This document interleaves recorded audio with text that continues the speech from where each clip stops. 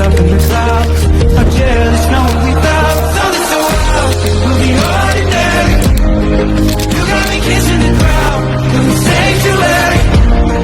Try to be what we thought, will not return me to dust. The angels up in the clouds, are jealous knowing we found. Post with the fans. Post with the post with the put the post post with the fans. Post with the post with the put the post post with the fans. Post with the fans. Post with the fans.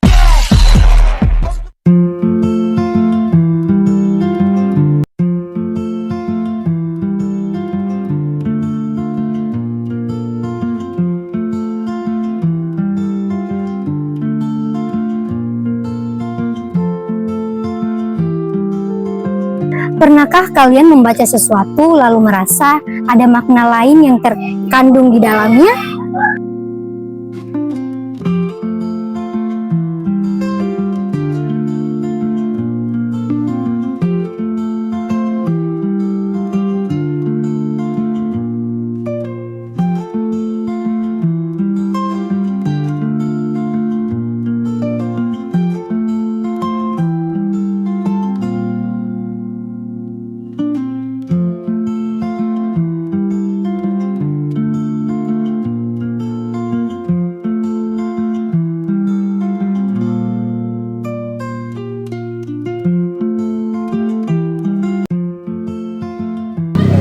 Atau pernahkah kalian berbicara dengan seseorang dan merasa ada makna lain di balik kata-kata yang ia ucapkan? Nah, teman-teman, itulah yang disebut dengan hermeneutik. Jadi secara singkat, hermeneutik itu adalah penafsiran.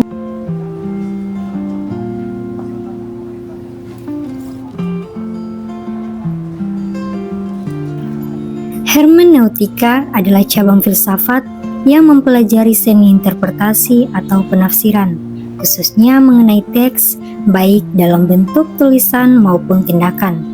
Hermeneutika berfokus pada proses memahami makna teks, baik teks tersebut dalam bentuk tulisan ataupun teks lisan, serta tindakan dan peristiwa yang memiliki makna.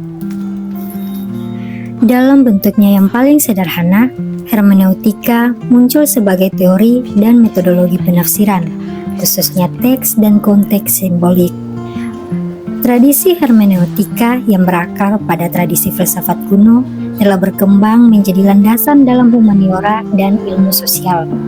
Perkembangan historis hermeneutika dapat ditelusuri kembali penggunaan awalnya dalam menafsirkan kitab suci agama dan teks hukum. Namun, seiring berjalannya waktu, hermeneutika berkembang melampaui batasan tersebut, berubah menjadi kerangka kerja yang komprehensif untuk memahami dan tidak hanya teks tertulis tetapi juga narasi lisan, fenomena budaya, dan bahkan praktik sosial. Perkembangan inilah yang mencerminkan semakin diakuinya kompleksitas dan multidimensi pemahaman dan komunikasi manusia.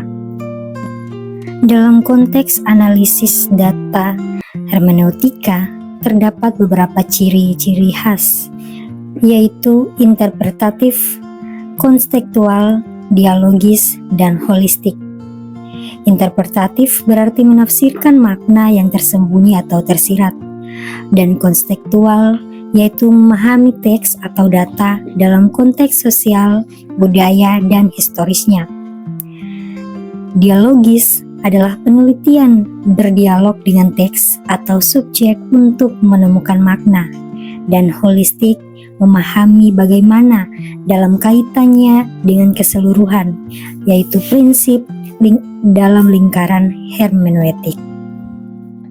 Nah, sejarah dari hermeneutika berasal dari kata Yunani atau hermeneunian yang berarti menafsirkan. Pada zaman dahulu, kata hermeneutika ini digunakan untuk menafsirkan kata-kata suci. Namun di zaman sekarang lebih ke menjelma dunia atau membuka jendela dunia dalam artian memahami manusia. Nah, jadi kata hermeneutika ini berarti penafsiran atau pemahaman. Nah, dan untuk pemahaman lebih dalam terkait hermeneutika itu pernah ditemukan oleh beberapa ahli. Beberapa para ahli atau para pemikir besar dari berbagai zaman telah memberi warna berbeda pada perkembangan teori hermeneutika. Nah, para ahli yang diantaranya ada Friedrich Schleiermacher, seorang teolog dan filsuf Jerman dari abad ke-18, dianggap sebagai tokoh awal yang memformulasikan hermeneutika modern. Ia menyatakan bahwa hermeneutika bukan hanya sekadar alat untuk memahami teks-teks keagamaan atau karya klasik, tetapi juga merupakan metode umum untuk memahami segala bentuk ujaran manusia. Schleiermacher mengembangkan pendekatan yang menekankan dua aspek penting. Pertama, pendekatan gramatikal, yaitu bagaimana memahami struktur bahasa dan konteks linguistik teks itu sendiri. Dan kedua, pendekatan psikologis, yaitu usaha untuk memahami maksud subjektif atau intensi batin dari penulis. Bagi Schleiermacher, menafsirkan berarti menempatkan diri dalam posisi si penulis, memahami pemikiran dan pemerasaannya, hingga kita dapat mengungkap makna yang mungkin tidak sepenuhnya disadari oleh penulis sendiri. Pemikiran Schleiermacher kemudian dilanjutkan dan diperluas oleh Wilhelm Dilthey yang berusaha menjadikan hermeneutika sebagai dasar metodologis bagi ilmu-ilmu humaniora atau humaniora. Dilthey menolak pendekatan positivistik yang berlaku dalam ilmu alam, karena menurutnya dunia manusia tidak bisa dijelaskan semata-mata dengan hukum-hukum kausalitas. Dunia manusia harus dipahami dari dalam melalui makna dan pengalaman. Ia memperkenalkan konsep penting seperti Verstehen, pemahaman, yang berbeda dari Erklärung atau penjelasan. Dalam pandangan Dilthey, memahami berarti memasuki dunia hidup Lebenswelt dari subjek yang dikaji, mencoba merekonstruksi pengalaman hidup yang melahirkan suatu ekspresi, baik itu teks, tindakan, atau karya budaya. Hermeneutika baginya adalah jalan untuk membangun jembatan antara pemahaman masa kini dan makna yang hidup dalam masa lampau. Pada abad ke-20, Hans-Georg Gadamer membawa hermeneutika ke dalam ranah filsafat eksistensial dan ontologis. Dalam karyanya yang sangat berpengaruh, Truth and Method tahun 1960, Gadamer menyatakan bahwa pemahaman bukan sekadar proses metodologis, tetapi adalah bagian dari struktur keberadaan manusia itu sendiri. Bagi Gadamer, kita selalu berada dalam situasi historis tertentu, dengan horizon pemahaman yang dibentuk oleh bahasa, budaya, dan tradisi. Oleh karena itu, penafsiran tidak pernah bersifat netral atau objektif. Setiap pembaca mendekati teks dengan membawa prasangka-prasangka tertentu. Namun, Gadamer menolak pandangan negatif terhadap prasangka. Ia justru berpendapat bahwa prasangka adalah kondisi yang memungkinkan terjadinya pemahaman. Dalam proses penafsiran, terjadi dialog antara horizon pembaca dan horizon teks, yang disebutnya sebagai fusi horizon. Pemahaman bukan hasil dari metode ilmiah semata, melainkan dari keterlibatan dalam dialog interpretatif yang terus berlangsung. Nah, Paul Ricoeur melanjutkan proyek hermeneutika Gadamer, tetapi dengan pendekatan yang menggabungkan hermeneutika dan fenomenologi. Ricoeur percaya bahwa teks memiliki makna yang tidak bisa sepenuhnya dikembalikan kepada niat penulis. Kemudian, menurut Paul Ricoeur melanjutkan proyek hermeneutika Gadamer. Kemudian menurut para ahli yang ketiga, Jürgen Habermas sebagai representasi dari mazhab Frankfurt memberikan kontribusi kritis terhadap hermeneutika filosofis, khususnya terhadap Gadamer. Hermeneutika kritis yang dikembangkan Habermas bertujuan bukan hanya untuk mengerti, melainkan untuk membebaskan, yaitu membuka jalan menuju komunikasi yang bebas dari distorsi dan membawa kesadaran kritis terhadap struktur sosial yang menindas. Nah, jadi dari keseluruhan pandangan ini kita bisa melihat bahwa hermeneutika bukan hanya soal membaca dan menafsirkan teks, melainkan juga soal memahami manusia, sejarah, kebudayaan, bahkan relasi kuasa. Hermeneutika modern telah menjelma menjadi medan refleksi filosofis yang sangat luas, yang terus diperkaya oleh dialog antara teori dan praktik, antara pemahaman dan kritik, antara tradisi dan pembebasan. Masuk ke tahap wawancara. Di sini saya ditugaskan untuk memimpin wawancara, tapi bukan sekedar tanya jawab. Hermeneutika menuntut kita untuk mendalami makna di balik jawaban. Saya di kelas 1, saya dari promosi akuntansi semester 4. Nah, kalau boleh tahu nama kakak siapa? Nama saya Acu Haji Samad. Apa kakak? Fatir Iqbal. Terus kakak yang ini panggilnya siapa? Acu sih ada. Terus Kak Aco ini berasal dari mana? Saya dari Gani. Oh, kakak? Petani. Kakak kan kakak kuliah atau sudah? Kakak, menurut kakak pandangan kakak terhadap makna kuliah tuh apa, Bu? Terus kakak masih kuliah tuh? Oh, sudah. Tapi kakak pernah mengalami fase sarjana kan kak? Terus kakak punya pandangan tentang makna kuliah tuh bagaimana? Mungkin kakak dulu. Oke, jadi kalau pandangan saya persoalan kuliah itu sebagai prasyarat untuk mencapai dunia kerja. Jadi kalau hanya sebatas mencari ilmu, bisa di rumah, bisa dimanapun kita bisa mencari ilmu, bahkan kita bisa berbaur dengan alam. Kan tetapi ini sebagai prasyarat, sebagai rujukan untuk ke dunia kerja. Kalau kakak punya pandangan terhadap kuliah, Kuliah. ya terhadap kuliah ini, Ya, kalau saya yang lain saya beda sedikit ya. Maksud pertama, saya menganggap bahwa kuliah sebenarnya dia pengembangan skill. Dia sebenarnya pengembangan skill karena di sisi yang lain ketika sekalipun kamu belajar ini kamu bisa dapat di lingkungan yang lain, misalkan tanpa menempuh jenjang perkuliahan. Tapi kuliah menyajikan hal-hal yang berbeda atau akan dapat di tempat lain. Jadi kamu bisa kembangkan kamu skill. Misalkan kan kuliah juga ada banyak jurusan. tapi maksudnya saya mau kasih benar. Tapi kan kalau kuliah nih kayak kakak tadi bilang mengembangkan skill ya. Tapi kalau kamu lihat kan sekarang ada dunia di luar dan pendidikan yang mengembangkan skill, contohnya kayak kursus dari luar. Ya, betul. Itu kan banyak ada tempat kursus, ada tempat kursus. Tapi lagi-lagi yang aku bilang, kamu butuh validasi yang berupa lembaran yang disebut ijazah. Nah, itu sebagai validasi saya bahwa kamu itu sarjana, karena lagi-lagi inilah nanti kamu mau tempuh persaingan di dunia pekerjaan. Nah, kenapa saya lebih memilih untuk mengembangkan skill di dunia perkuliahan, karena tadi nanti di dunia pekerjaan kamu harus bersaing dengan orang-orang yang punya ijazah. Karena sekalipun tong hanya tong dapatkan di tempat kursus dan sebagainya untuk yang pasti kan tong dapat sertifikat tuh bahwa tong benar-benar sertifikat kan nggak, misalkan tong pernah ikut untuk validasi kan pernah ikut pelatihan tertentu lah. Tapi itu saya menganggap bahwa lebih masif itu tong temukan itu di dunia perkuliahan. Berarti beda ya secara secara pendidikannya memang biasanya kan itu hal yang memang khususnya ya karena di lapangan pekerjaan sama, apalagi saya kan sudah nih saya temukan itu langsung. Kalau modal sertifikat saja orang tidak terlalu ini. Kita bahas masuk ke sesi budaya. Masih tadi dari mana? Dari Gane. Dari Gane kan beda daerah ya. Maksudnya beda desa-desa atau Gane itu Gane Barat ada Gane Timur. Kakak yang di. Iya, Gane ada beberapa kecamatan di sana. Kalau khususnya di Gane, kurang lebih ada 7 kecamatan. Nah, kalau saya khususnya daerah atau desa saya berada di kecamatan Gane Barat Selatan. Dari butuh berapa nih? Ini bisa bersih dong. Bagaimana budaya di Gane Barat atau maksudnya persepsi kakak kan kuliah tuh pasti dia budaya lah, apalagi kakak juga di jurusan yang memang akan mendasari kakak pandangan terhadap budaya. Jadi khususnya di Gane Barat Selatan itu semuanya budayanya multikultur karena berbagai macam budaya di sana. Maksudnya kalau kakak sendiri masuknya ke budaya apa?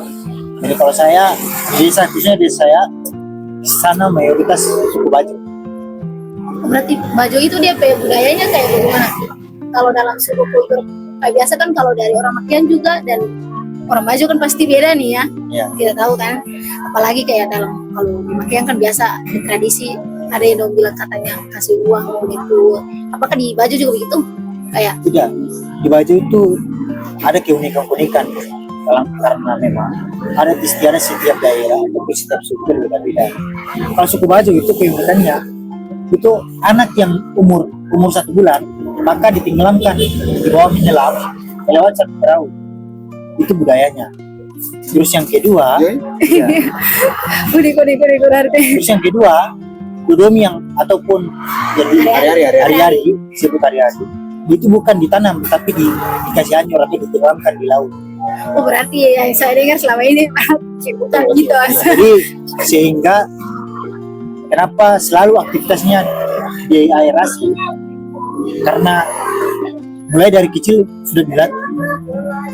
Jadi kalau dalam ilmu kedokteran sudah beda itu anatomi suku-suku Bajo sama suku yang lain, sehingga suku Bajo itu menyelam lebih lama ketimbang suku yang lain, bahkan ada yang 6-7 menit. Ya soalnya orang juga kan tinggal di pesisir pantai ya. Ya, Saya kan ya. tapi kan beda. Iya beda persepsi, maksudnya saya juga pernah dengar katanya kalau orang Bajo juga menyelamnya lama begitu. Ya walaupun tong juga tinggal dari kecil tapi tak kayak kakak. Tapi itu kayak dari keunikan cuma di kultur di lautnya saja atau di bagian daratnya. Ada juga. Jadi ada budaya yang satu yang memang bagi saya itu lazim tidak ditemukan di daerah-daerah yang mana. Jadi ada satu waktu anak kecil bahkan sudah dewasa itu mau tanam butis. Itu kayak bagaimana? Butis ditendang Itu di orang dari ada. tapi kita di sana mas selalu ada, selalu ditradisikan. Unik sekali berarti ya budayanya.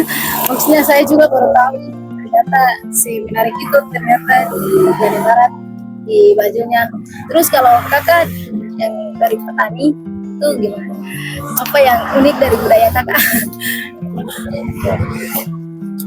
Saya mungkin yang unik dari Tompe kebudayaan atau budaya sampai sekarang kan masih lakukan nih itu Cukaiba. Saya bilang unik kenapa?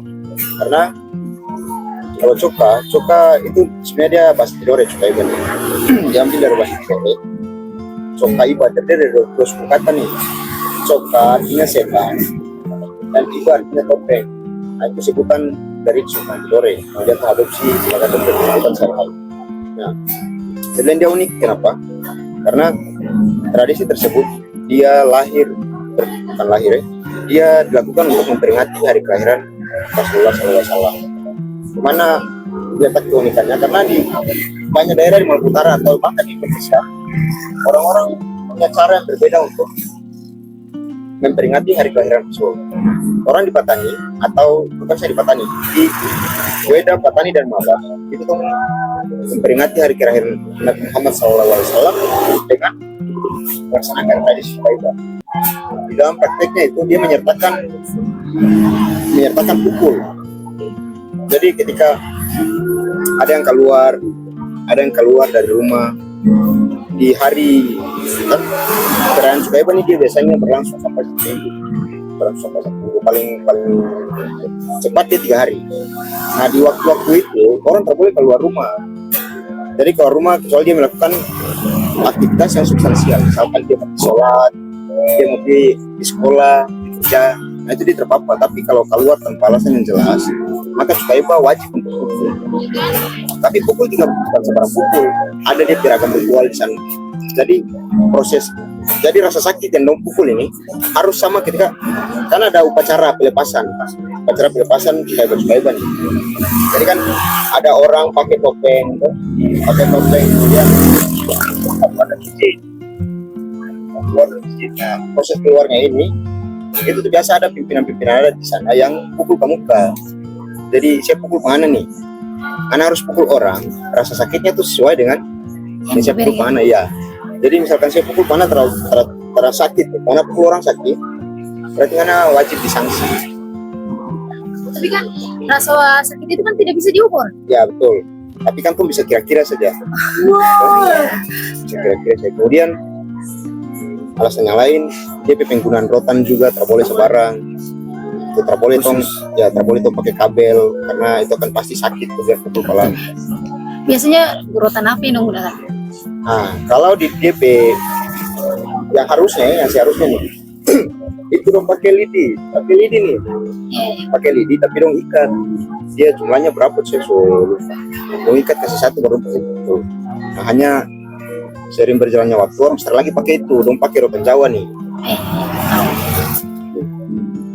Berarti maksudnya dalam ini tuh kenapa harus setiap orang yang beraktivitas di luar dipukul begitu kalau tanpa alasan yang jelas? Ya, alasannya tidak perlu harus pukul nih, karena ini memperingati hari ya, Mas. Jadi alangkah baiknya masyarakat yang keluar beraktivitas yang terpenting ini lebih baik bawa dia menang rumah supaya zikir. Oh, ternyata Jadi dari sini dia lekat sekali dengan agama. maksudnya selain dari itu hanya coba itu saja atau memang ada keunikan lain lagi setelah selain itu kan maksudnya itu kan ada beberapa wilayah ya di petani yang belum menganut maksudnya yang di kakap di kampung begitu yang mungkin mistik atau sekarang orang juga percaya mistik kan? Ya kalau hal mistik kan Percaya begitu. di Patani, saya tertahu di kampung lain. Kalau di kampung itu masih ada dong penerapan yang namanya boboso. Boboso nih. Nah boboso itu boboso dia banyak sana. Jadi dia menyangkut dengan tompe perilaku, dia menyangkut dengan tompe ucapan banyak. Tapi saya satu sih. Ada di satu waktu ketika Ngana mau membuka lahan kebun toh, membuka lahan di kebun, dia budaya di sana di tompe kampung itu Ngana datang lahan yang masih alami. Ngana datang Ngana tancapkan dulu Ngana parang. Di pohon yang paling besar di lingkungan itu Ngana membongkar. Ngana tancapkan parang di situ, Ngana pulang. Nah, besoknya ketika Ngana datang, Ngana lihat parang itu misalkan dia jatuh. Parang itu dia jatuh dari pohon yang Ngana tancapkan. Itu berarti kamu percaya bahwa ada makhluk tuan tanah ya, sebutnya tuan tanah di situ dia terizinkan Ngana untuk bongkar lahan. Tapi misalkan Ngana datang ke sana, parang itu masih melekat di batang kayu nih. Nah itu berarti Ngana bebas untuk bongkar lahan. Bukan bebas, tapi Ngana bisa untuk bongkar lahan. Nah, ada pertanyaan begini, misalkan kamu bagaimana kira-kira kalau parang termelekat ya, parang jatuh, apa yang kamu lakukan? Nah, dengan cara mengantar sesajian, kamu meminta izin terlebih dahulu untuk membongkar lahan. Nah, maknanya apa dari kebudayaan ini? Atau daripada warisan kebudayaan ini? Itu satu hanya untuk orang eksploitasi alam dan sabaran. Ya. Atau warisan budaya sekalipun dia bisa membantu orang untuk menjaga peradaban. Berarti kayak hal-hal begitu tuh memang ada kadang tuh percaya, kadang juga terpercaya ya. Ya. Maksudnya kalau sekarang kan apalagi era sekarang era modern ya, semakin perkembangan teknologi, jadi akan orang-orang juga berpikir sesuai dengan eranya teknologi ini. Kalau ditanya begitu, tuh percaya atau tidak? Iya ya. Kalau saya lepas dari itu, saya tuh terpercaya.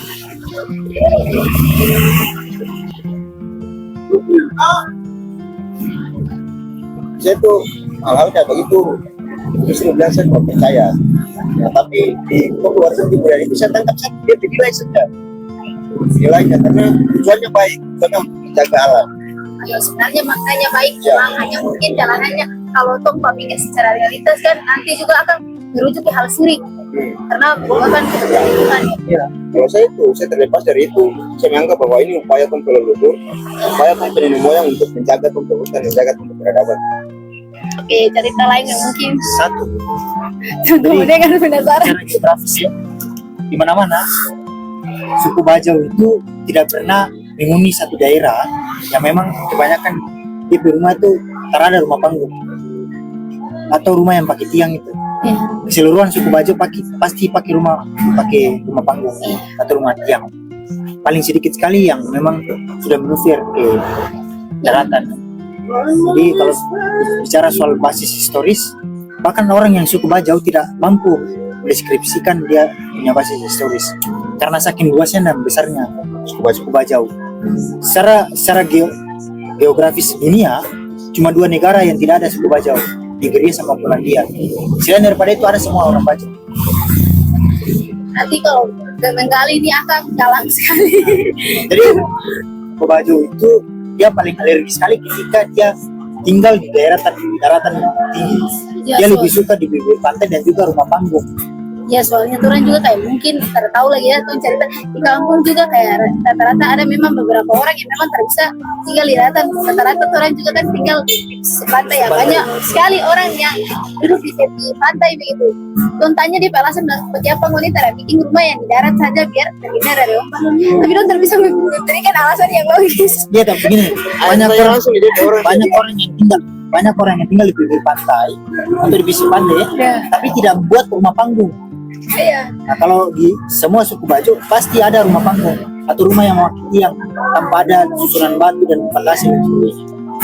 Nah, itu keunikannya orang Bajo itu. Kayak dia pe alasan kadang don tidak bisa duduk di darat mungkin karena tidak bisa di laut tapi Enggak, mereka gelisah.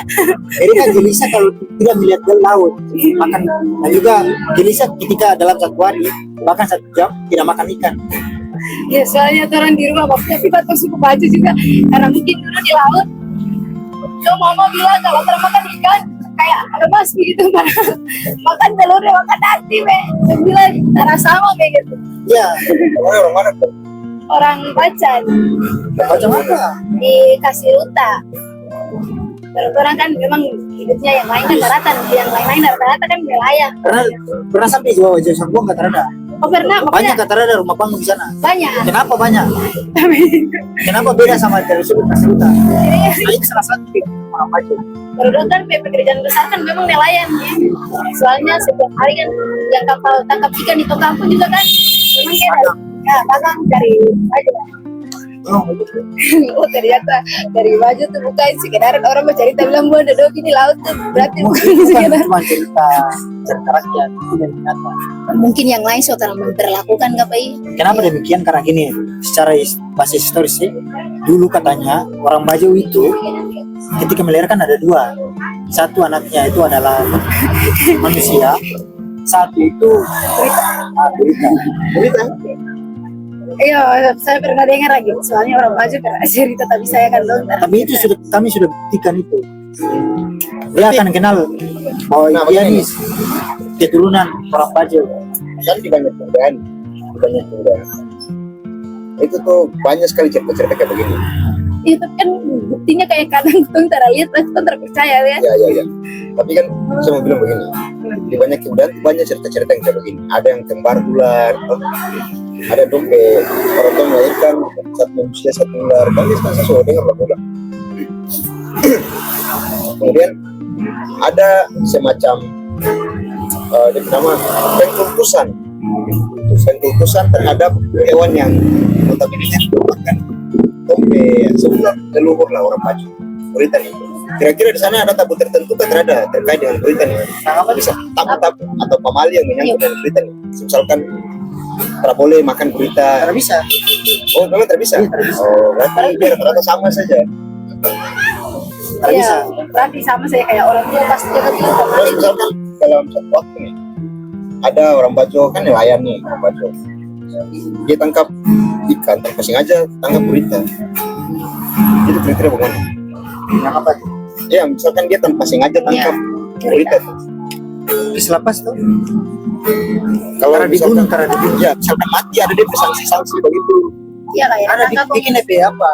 Dia punya syariat begitu. berarti kayak buat sesajen gitu. Iya bisa. Bikin nasi kuning telur baru hilang kasihannya. Berarti Dan cuman Pak Tua itu cuma meninggal. Dia tahu tentang geografis, bahkan bikin peta. Peta orang punya geografis desa di sana. Dia tahu posisi berita yang memang yang kejam, yang baik. Ada. Dan juga posisi kura-kura kepala manusia, duyung. Dia tahu. tapi maksudnya kalau kamu bawa pikir secara logika sekarang tidak mungkin sih kalau Pak Tua itu kan dia tahu gini, sampai ikan katanya ikan warna merah semua, putih semua. Pak Tua itu tahu. Cuma maksudnya itu keletakan daerah gitu atau bermusimnya kan biasa tuh di kampung tuh kayak setiap tahun nih dong selalu orang tuh tahu pasti kayak ini musim ikan merah dan ini musim ikan biasa karena dong ada lihat begitu. sekarang kan ini Masa kalau Pak Tua itu cara begitu. Jadi misalkan dia tahu di tempat sini nih ini ini merah. wilayah Jadi jadi kayak per musim biasanya Jadi begini, orang katanya Pak Tua itu dibawa dalam lautan dalam satu jengkal dia bisa bernapas. Jaraknya dalam air nih. Jadi dia tahu geografis lautan di sana. Berarti unik sekali. Bukan anak akuntansi tuh, jadi kayak kurang tahu cerita arsitektur budaya ini. Jadi itu harus mempelajari sampai lokal wisdom. Iya. Sebenarnya banyak tema sih yang berkaitan, tapi tuh memilihnya tema budaya karena tuh mau menggali mana potensi-potensi budaya yang maksudnya sekarang tuh dengar kan Ibu Gubernur ya, dia punya program kan juga bilang itu kayak budaya dijadikan destinasi. Kalau menurut ini bagaimana itu?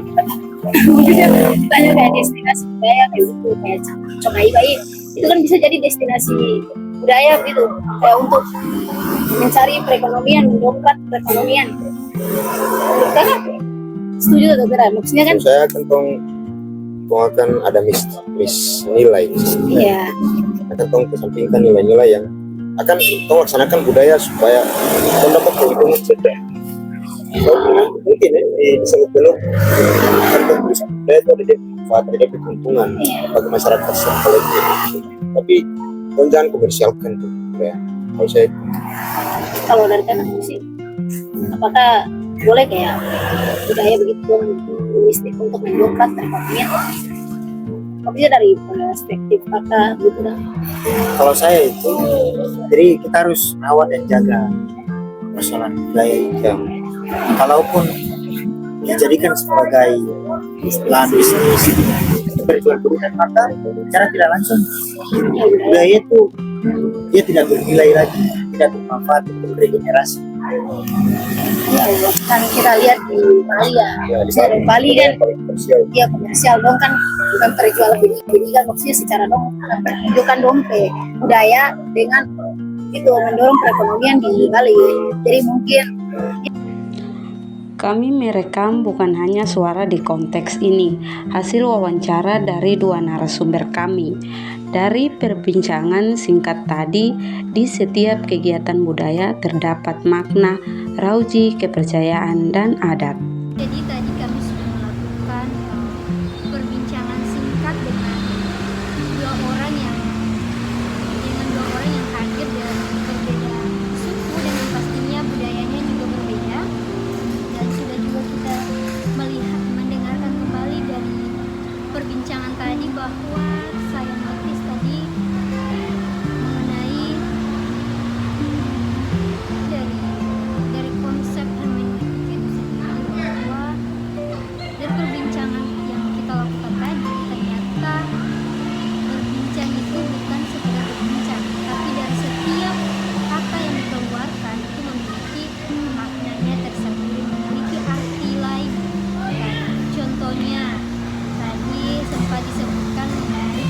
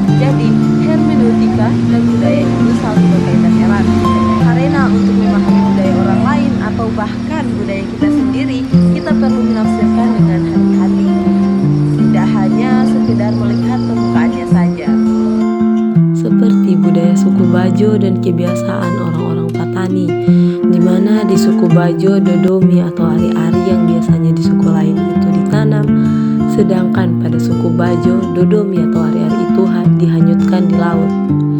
Karena mereka memiliki kepercayaan bahwa mereka mempunyai saudara di laut, yaitu gurita. Sedangkan pada orang-orang Patani, mereka memiliki kebiasaan pada saat Maulid Nabi, orang-orang biasanya tidak keluar rumah selama 3 atau 7 hari.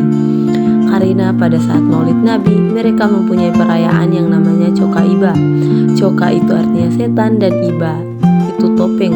Jadi Coka Iba itu topeng setan. Hermeneutika adalah seni membaca makna dari kata, dari cerita, dari kehidupan. Karena setiap orang punya kisah dan setiap kisah layak dipahami.